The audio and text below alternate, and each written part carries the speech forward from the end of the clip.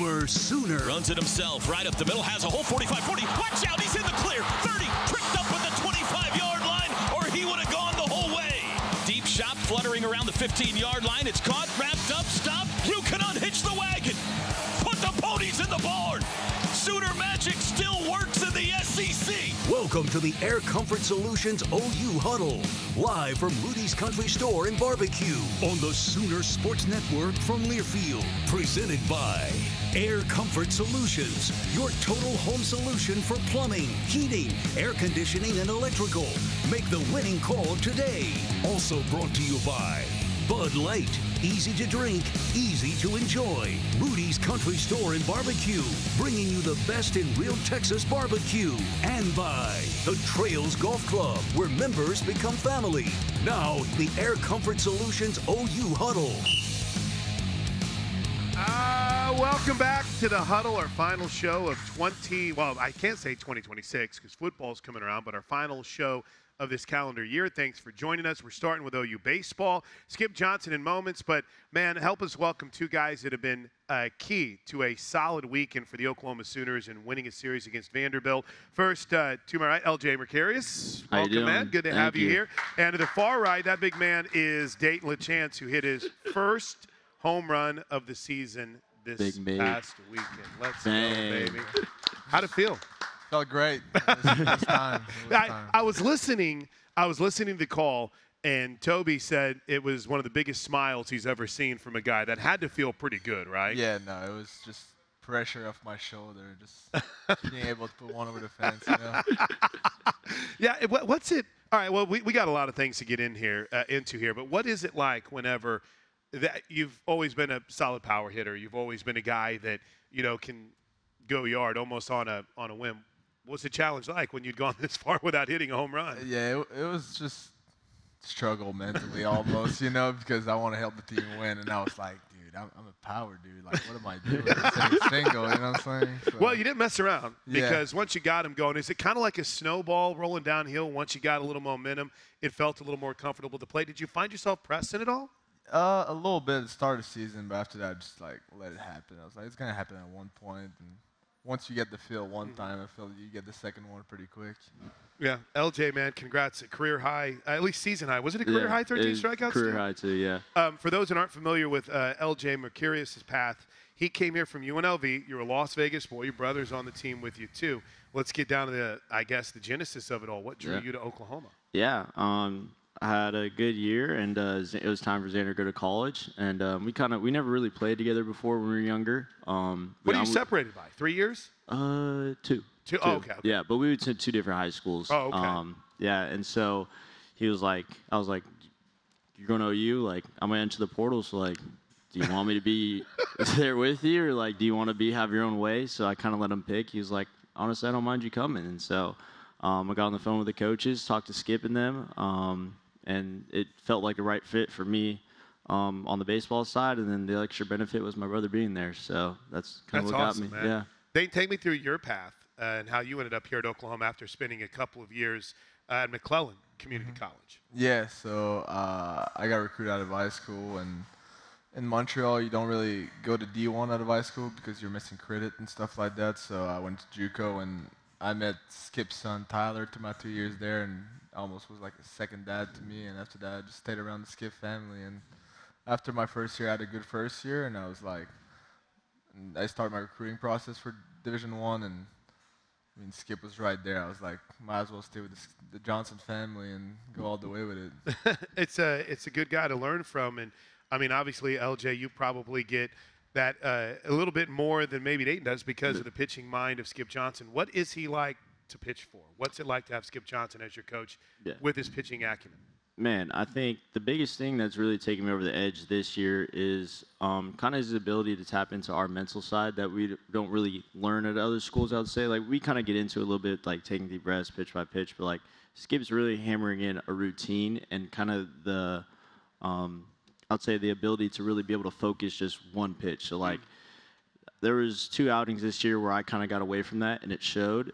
But then we went back to the bullpen. We had to go bullpen, and we got back to just putting all your effort into one pitch. And so his ability to kind of unlock that in my head, and and to help me perform on the field has been awesome. So him just kind of installing that in me throughout the fall and this spring has been huge for what's going on. So, yeah. How many times have you heard one pitch at a time? Probably a million times. I hear about 10 times a day. It's a great mindset, right? Oh, yeah. That you talked about, yeah. and you kind of lock in on it. For you, what is that kind of the mental mindset you've taken over? I'm just going to focus on one pitch at a time. 100%. It's really just putting all my effort in one pitch.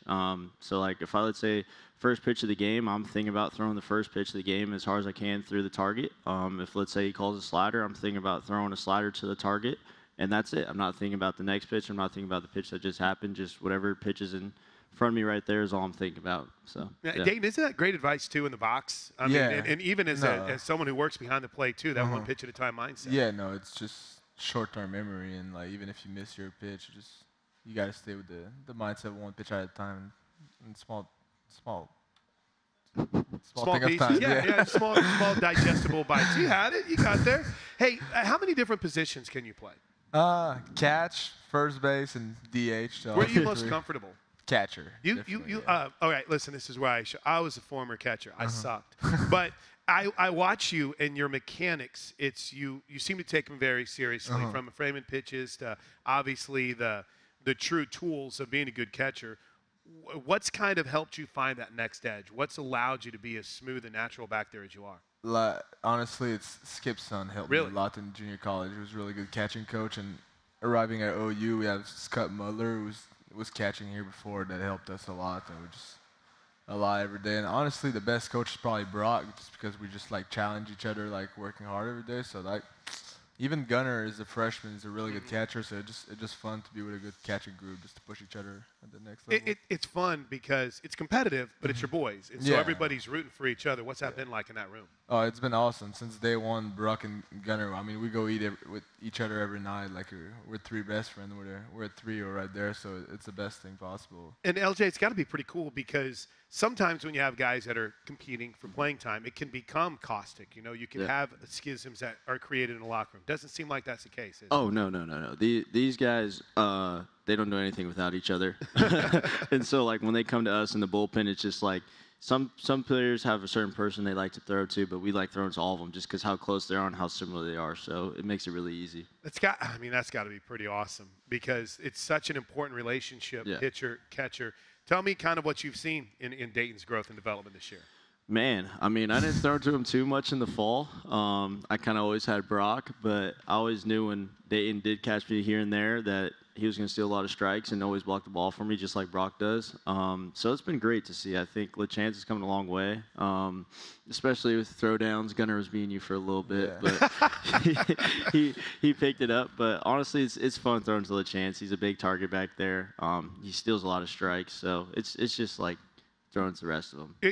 We got to go a little bit more in depth on that. Stealing a strike is an incredible art, and you can't be too herky-jerky with it. You got to be smooth. It's an art, isn't it? Yeah, no, I mean it's just straight practice. Like if you don't practice it, or if you're not smooth with it, there's just nothing. Like it's all about timing and stuff like that. It's not for everybody, but it's all about practice. I'm not gonna lie to you.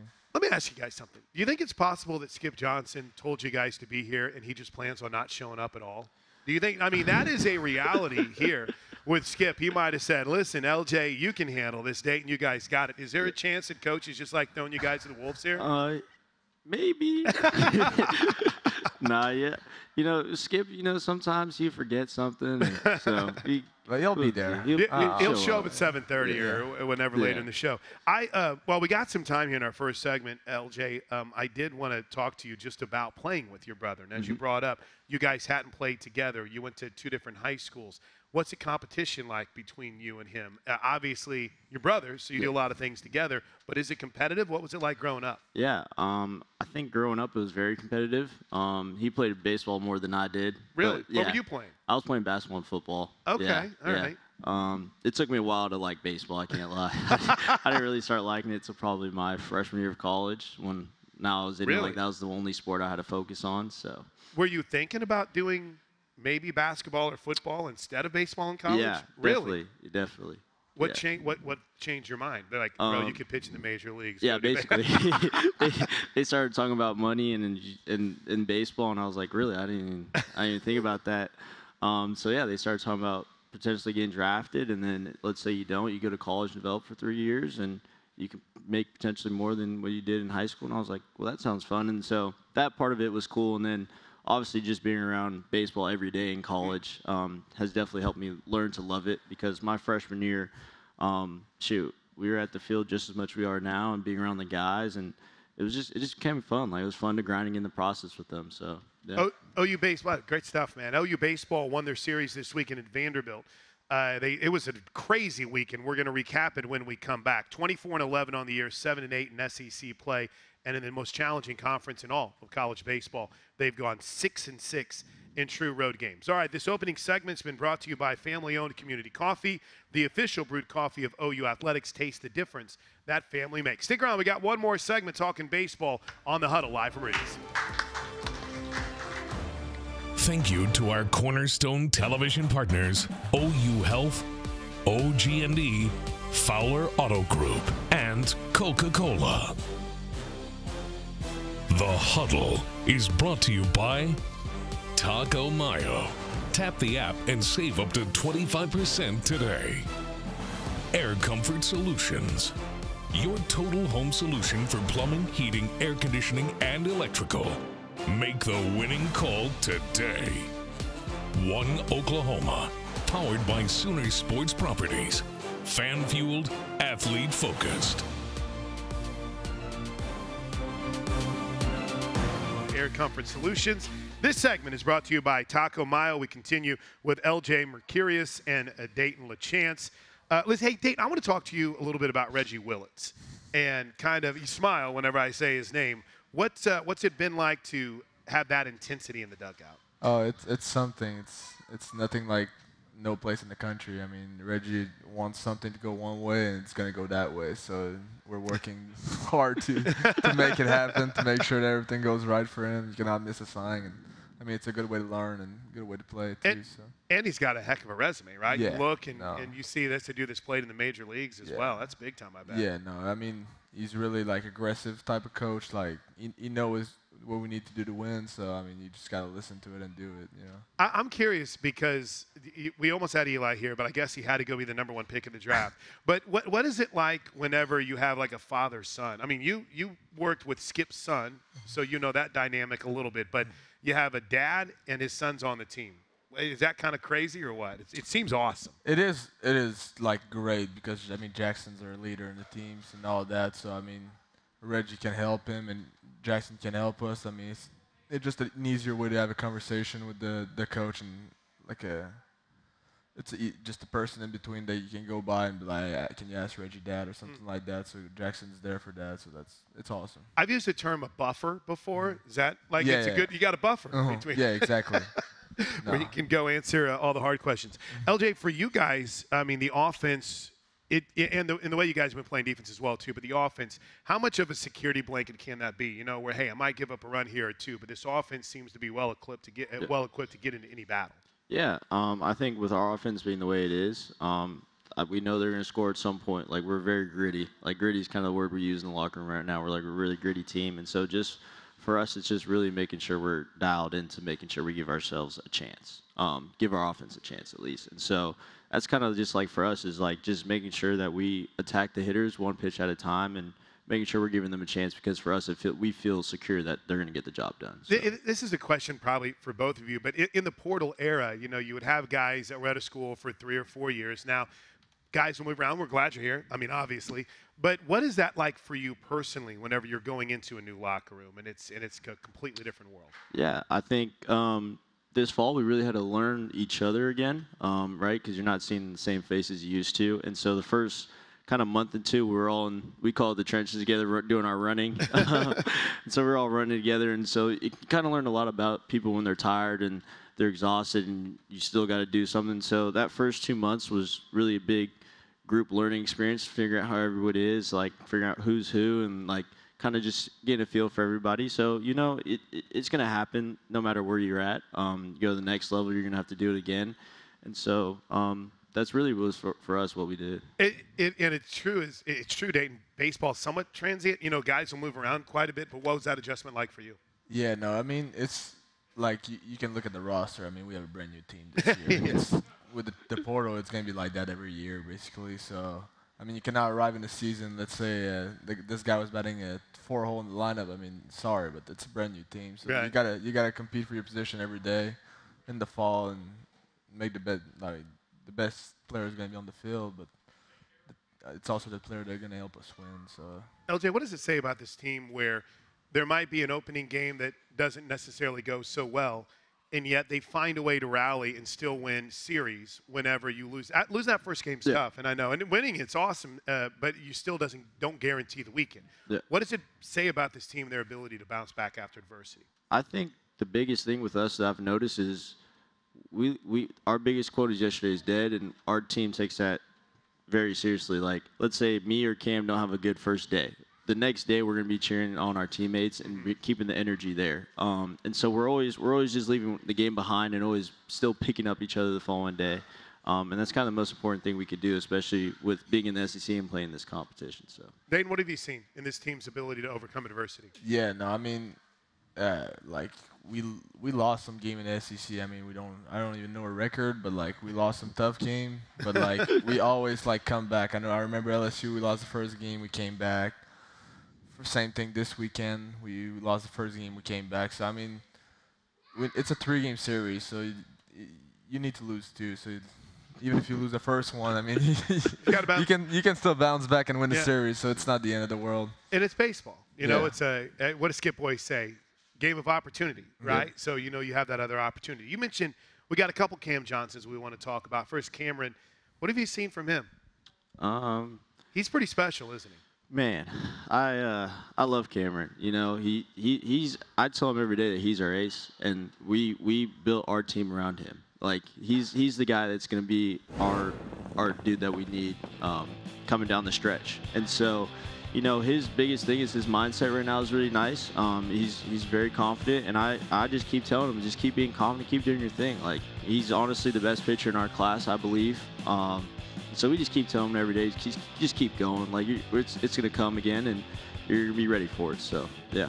Seems like he has a great personality, too. We got to hear a little bit of his interview in the dugout at Texas. We've seen some stuff on social media. What's he like as a teammate? Oh, he's awesome. He'll tell you, like, we're always laughing and joking with him. Like, he's just a funny guy. He honestly keeps our spirits light. And I think that's the only thing we could ask for him is just be a good guy, and he's a great one. So. Yeah, and you know, Dayton, you know it in a very different level, like LJ does, working in the same, I say room, the same with the group of pitchers. You're his catcher. I mean, you guys have a different rotation of catcher. Yeah. What's that relationship like? It's been awesome. So me and Cam are also roommate on the road, so I'm with him all the time. Oh, no. I see every part of him. I mean, we wake up in the morning, man, he do his pitching motion before the start in the room and all that. I'm with him all day. It's awesome. I mean, you really take his career seriously and stuff like that, and you already act like a professional being in college, so it's really fun to watch. Yeah, and I've heard that a lot, that professional mindset in college. Do you like to address our approach it that way too? Yeah, I think 100%. I think, like, at the end of the day, we also got to remind ourselves that we play a kid's game. Like, we're still playing a game. Like, it's not the end of the world, but we really have to make sure we're doing what we need to on and off the field to make sure we're able to perform at the highest level. So it's very much being a professional. We want to do some previews of Bedlam coming up here in just a bit. This segment, by the way, is brought to you by Taco Mayo. Tap the app and save up to 25% today. But before we do, in lieu of Skip, I'd probably ask, hey, general thoughts, Skip, how you feel about where this team is and where they're heading. I'll ask each of you that same question, maybe in a different way. LJ, how do you feel about where this pitching staff is right now and the progression and direction you guys have gone? I know Cord's battling something right now, but hopefully we see him back. Guys that have filled in have done a really nice job. Midweeks have been solid. How do you feel about where this staff is right now? Man, I think we're in a great spot, honestly. We're one pitch away every game from just being locked down. The mindset's great, and everyone's starting to buy into each other. Like, we're not even buying into the pitch, we're buying into each other and making sure we're picking each other up. And that's exactly what it looks like at the game is, like, let's say one guy comes out early, next guy's going to come in and get the job done for him. And so right now we're all just playing and pitching for each other, and that's honestly the best thing we could do. So, yeah, we're in a great spot. Hey, we heard from Skip. He's okay. He just got his times crossed. So don't worry, Skip. We've spent 30 minutes talking some good baseball, and you sent us 2 guys that are rock stars. We've been good to go. They can kind of take me through that from, I guess, the offensive attack and the defensive perspective. How do you feel about where this team is? Yeah, I mean, we were talking about it the other day. We have, like, the toughest schedule in the SEC. And, I mean, going to the first part, I think, like, we have a lot of guys that never played SEC ball before, stuff like that. So I think it's just what we proved already. It's something, but I think the best is to come. And I mean, I'm really excited to just. I feel like the best is still to come for this team. Yeah. Like, I don't feel like you guys have played your best ball Yeah, yet. exactly. 13 strikeouts, pretty good game. But I still feel like there's more to come, and I'm excited for it. Speaking of that, let's take a look at the road ahead, which is presented by One Oklahoma, powered by Sooner Sports Properties. One Oklahoma, powered by Sooner Sports Properties, fan field athlete focus. We got a midweek up in T-Town tomorrow night.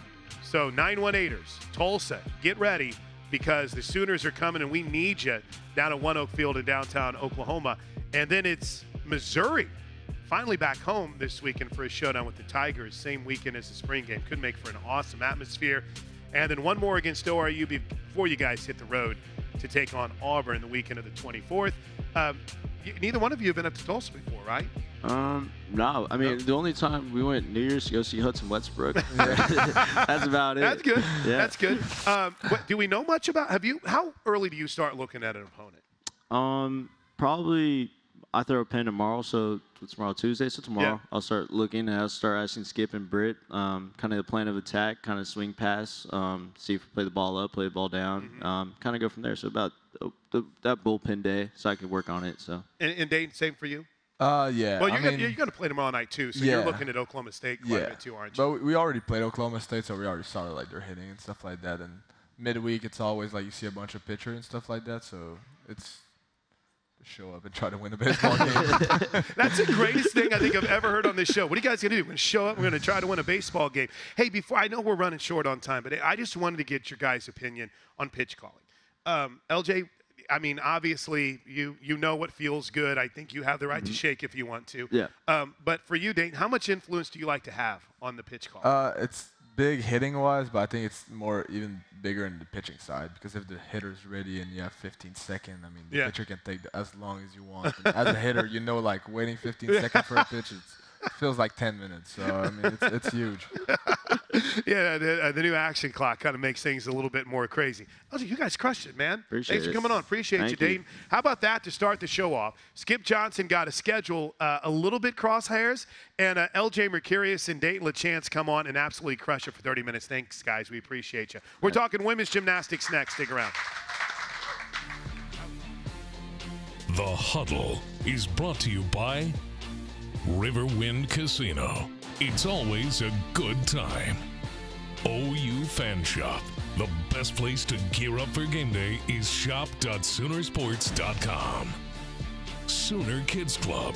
Log on to Soonersports.com/kids for information about joining the Kids Club presented by OG&E and brought to you in part by Devon Energy.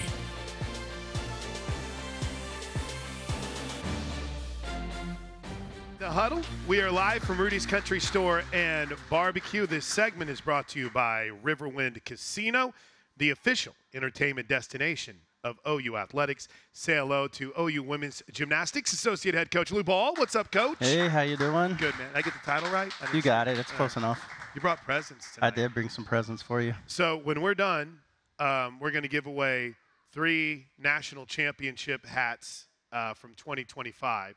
I've already stole one of them, so we'll leave them up here that you can get. Hey, look, he cares about you guys, okay? He comes here. He wants to make sure that we walk away with gifts here this evening. But you said the team's already the team's getting ready to go. You're going to go down with the team. But, there, look at that. Yeah. Look at that camera work. You can, we can play the hat game. We can shift them around to see which. Who's committing where? Who's committing where? They're all going to Oklahoma right now, looks like. We're all going to go to Oklahoma. There you go. So that's what's up for grabs as soon as we're done. But you're going down with the team, but you said Coach getting down a little bit early tonight? Yeah, KJ's going down tonight to do some prep work and get some stuff ready that needs to be done before the team gets there tomorrow afternoon. Now, I'd always been told you're the equipment guy. You're the guy that makes sure that all the equipment is where it needs to be. And that it's, I guess, tightened up and how it should be. So shouldn't be wouldn't Lou Ball be the first guy down there? Or Yeah. Plenty of time for that, Yeah, right? they've got professionals at this event, so nobody really used to be there to make sure everything's done right. But you'd be amazed at how many times we walk into an arena and things aren't quite where we want them to be on settings. But it's important to me that things are set up right because it's important to the athletes, and they want to feel good about their performance. So if something's off, I'm the guy getting in somebody's hair about it, and I kind of have that reputation. Good. So, but it is I'm a season ticket holder. I go to every event. I love women's gymnastics. My daughters love it. It fits in an hour and 30-minute window, and I get to watch you whenever, back in the day, the strategery, and I think we still do it, of the landing mat and the floor routines, right, with the tape on it. There's always a strategy to that. Yep. There's a strategy to what the level of the bars too. What's in the Titan. There's a lot of little things I think we don't even notice whenever we're watching, right? Yeah. I mean, vault has an exact setting for each athlete. You know, it's probably similar to softball. Every kid's got their cleats, they've got their bat, they got their gloves that they want. So everything's catered to each athlete individually.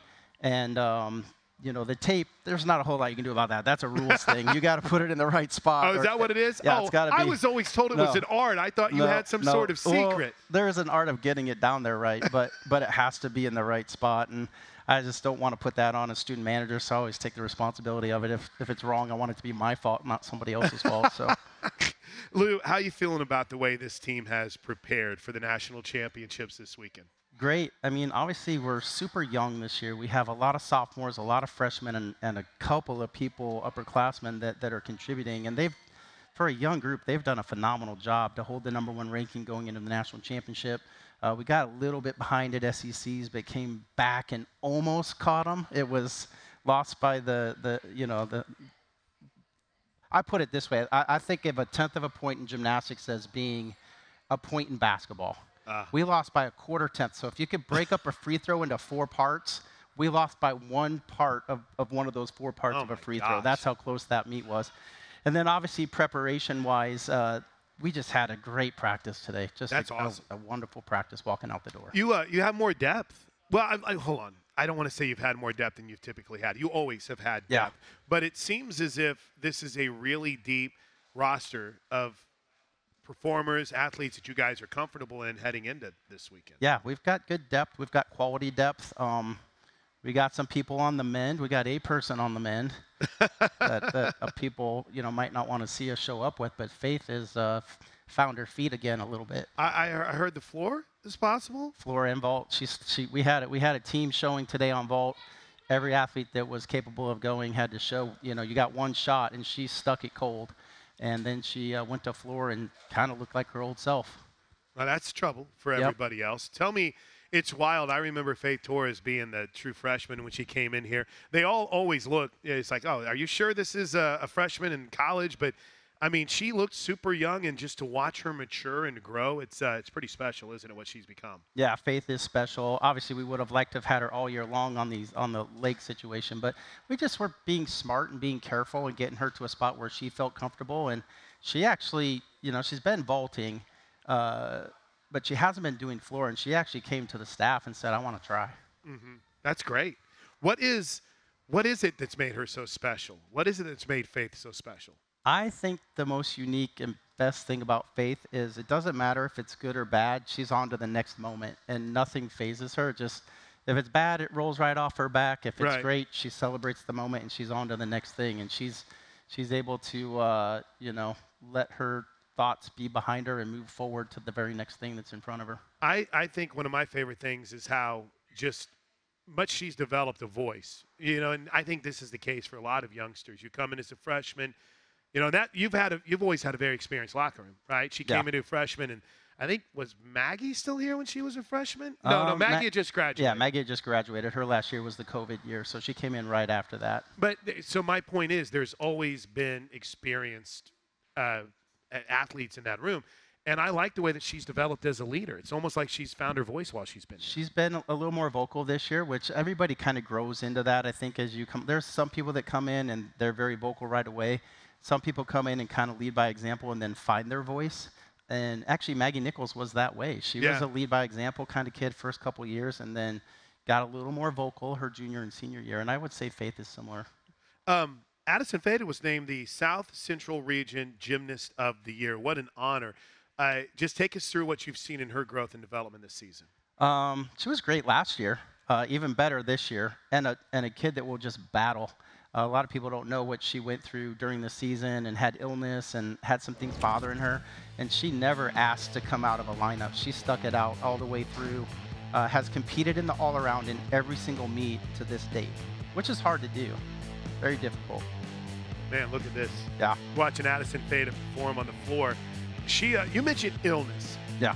I don't know that I've seen a team ravaged by illness like you guys have been on a couple of occasions so far this year. Yeah. You can't really prepare for it. Yeah. How challenging has that been at times this year whenever a bug hits and what do you do? Yeah, I mean, it's injuries or it's illness. You kind of look at like what the Thunder did this year, and they kind of were juggling everything, but every lineup they put out there was capable of competing and winning, and that's kind of what we went through. We had a 3-week phase where somebody was catching something, and then the next person was getting it, and we went into one weekend where I think we had 7 people with something. Oh, my gosh. And we weren't sure if we were going to make the meet. And they ended up going to the meet and ended up winning, did a great job of keeping it together, and just a really super resilient group. Resilient, that's the word I was going to use, because you call upon someone, they step up, then maybe that person comes back, they fire back where they need to be.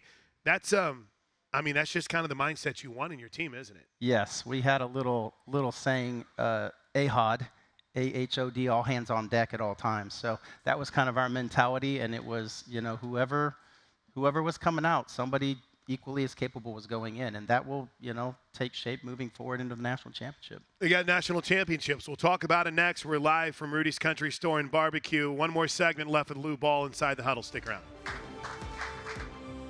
The Huddle is brought to you by Rudy's Country Store and Barbecue, bringing you the best in real Texas barbecue. Trails Golf Club of Norman, where members become family. Inquire today at trailsgolf.com. OU's 2025-2026 women's basketball games are available on Ritmo 96.5 FM in Oklahoma City and 101.5 FM El Patron in Tulsa, as well as on those stations' websites. Each OU Spanish broadcast will feature a 15-minute pregame show and a 15-minute postgame show.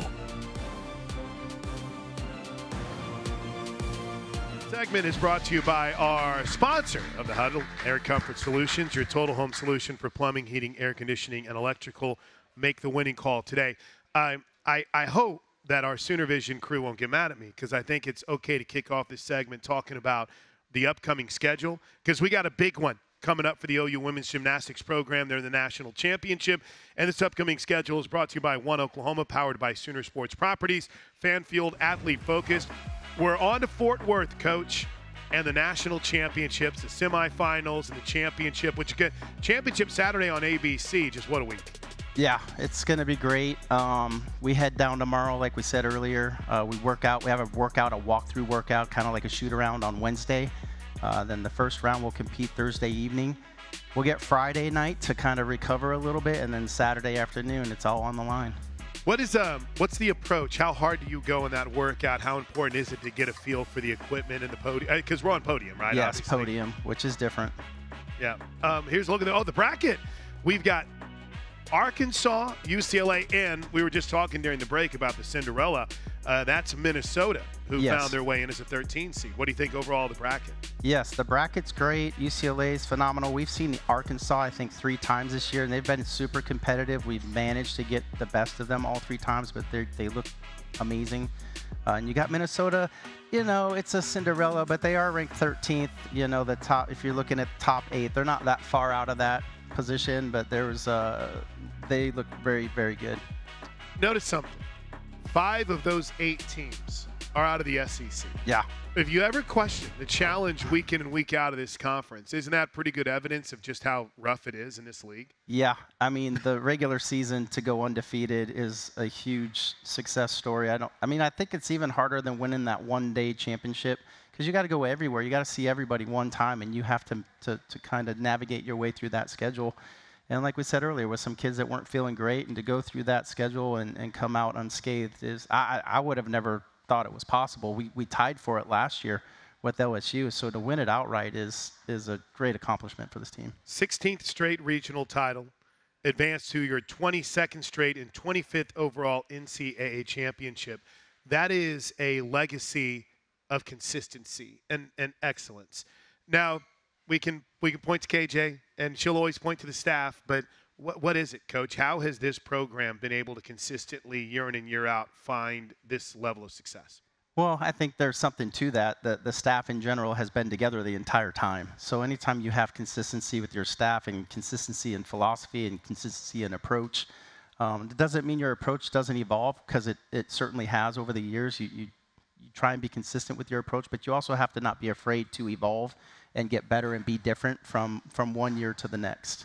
So I think, yes, the staff is probably the most important thing as far as that legacy goes. You have experienced, you've experienced 2026 differently than you ever have before, because you've been a coach of athletes. Now you're a dad of a Division I student athlete. What's it been like to watch your daughter compete at Iowa? And I know it's been a challenge because it's she's a women's gymnast at Iowa. Their season coincides with yours, and then you've got a younger daughter that is also an elite volleyball player too. How are you guys balancing all this? Yeah, it's hard. We try to go as much as we can. We only made it to 2 of Maggie's gymnastics events at the University of Iowa. I was supposed to go to a third. It was that weekend that Minnesota got all that snow. You got stuck up there, right? Yeah, I would have been stuck, and not getting back right before SECs, that would not have been good. So I ended up not going, and she's been super understanding. And we've made sure, the great part is we've made sure that she always has somebody there to cheer from her. We've got people all over the country, family in Iowa, family in Chicago, family in Minnesota. So she's always had someone there in her corner. So we're super thankful to have had that support from our family and friends. Is it just from a dad's perspective? It's got to be a super prideful moment, right? Whenever you realize that as soon as you're done with your profession and taking care of your team, you can see your daughter compete at this highest level too. Yeah, there's lots of times I had my phone in my pocket, kind of sneaking peeks as we were going through our event. I try not to be on the phone when we're competing, but there were times, or as soon as the meet was over, I was running to my phone to try and catch her routine. And she did a great job. She's a freshman this year. She competed balance beam. She had some foot issues, so she wasn't able to get out there on the other events, but she was 100% hit rate on her balance beam for the season, so super proud of her. That's big time, man. Congratulations on that. 100% hit rate for your daughter. 100%. Which is what you expect on your vaults all the time, right? It's definitely what her mom would expect on balance beam as well. So, hey, everyone works on everything, but is your number one responsibility the vault? Yeah, I do vault, and Tom does floor, and we alternate days for vault and floor. And so on the flip day side of that, I do bars, and then on the other day, Tom does bars. So we share an event, but then we have an event to ourselves. So it's kind of nice because you get to do a little bit more coaching, a little bit, you're not stuck in one lane. So it's nice to get to coach 2 events. I like starting on the vault. How about you? Yeah, I mean, it's the home rotation. You're used to it. You've done it many, many times all year long, and we picked it. Sometimes something different this year that has not been truthful in the past is now, because you're the number 1 seed, much like the men's programs, you get to pick where you start. We've never done that before. It's been a blind draw that the NCAA does, and you find out, the day before you get there what event you're starting on. So we picked vault, the home rotation. It's been a super consistent event for us. But when you're picking the event, you're kind of picking a little bit of offensively, but you're also picking defensively. You got to think, if we didn't pick vault and we picked this event, what would the other team pick? And what would the next team pick? And what would the next team pick? And vault seems to be the best spot for us to start. Yeah, and sometimes in those events, whenever it's the first event, you feel like, and we're not questioning judging here, all right, just so we're clear. But sometimes they might see a couple of vaults, and it takes them a second to realize, wow, that was really good, but maybe not scored as high early? Yeah, well, what you hope is that you have a good panel, and that whatever level you're judged at on that first event, and this goes for all the events because everybody's got to start somewhere, you hope that the judges do a good job of just being consistent for the rest of the competition. That's their job. Final thought. Lou Ball's been with us. We're previewing the national championship this weekend. If we would put our finger on 1 or 2 keys, things we need to be keeping an eye on when we're watching over the weekend, that if we see it, we know Oklahoma's in good shape to potentially win a championship. What are some keys to a title this weekend, Lou? Well, you want to see that fresh, hot start. You want to get off to a good start. And then, you know, if you're not perfect in that moment, the day's not over. You still fight for every 10th all the way through. And our team has shown in the past that they're perfectly capable of doing that. Obviously, in gymnastics, I think we're the best or one of the best teams on the equipment year in and year out when it comes to what we do on the equipment. Now, the landings matter a lot in our sport, so you're going to want to be looking for those stuck landings in addition to what you see on the event. Excited to get down there? Yeah, ready to go. We always have a great crowd, too. Yeah, we have a great crowd in Fort Worth. We've got a lot of people that come down. If you can come down, we'd take all the support you can bring down there.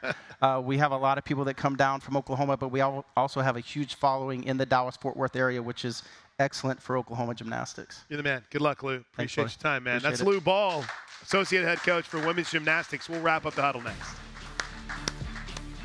The Huddle is brought to you by Walden Cleaners and Laundry, where the difference is quality. We want to thank all of our Sooner Radio Network affiliates across the state and region. Fans can check out Soonersports.com for an affiliate in your area.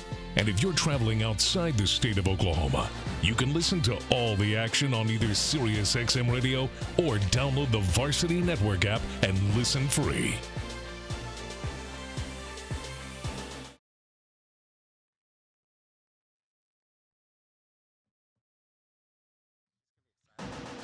All right, this is our final huddle for 2026. Because I'm old and because I can't read, I want to make sure to shout out those who made this show possible. So I grabbed the cheaters, the readers. I want to tell you this final segment is brought to you by the Trails Golf Club in Norman, where members become family. I guess you can be neighbors with me, too. Inquire today at trailsgolf.com. I want to thank our directors throughout the year, Elizabeth Scott and Nick Callaghan. I want to thank our technical director, Philip Lyons, audio, Liz Blyce, and Keegan Kirkhart, who was over here getting the food earlier for everybody. Graphics on Tana Bivens. Thanks to Berkeley Foster, Jake Whiteman, and Hayden Fuller, who ran the EVS.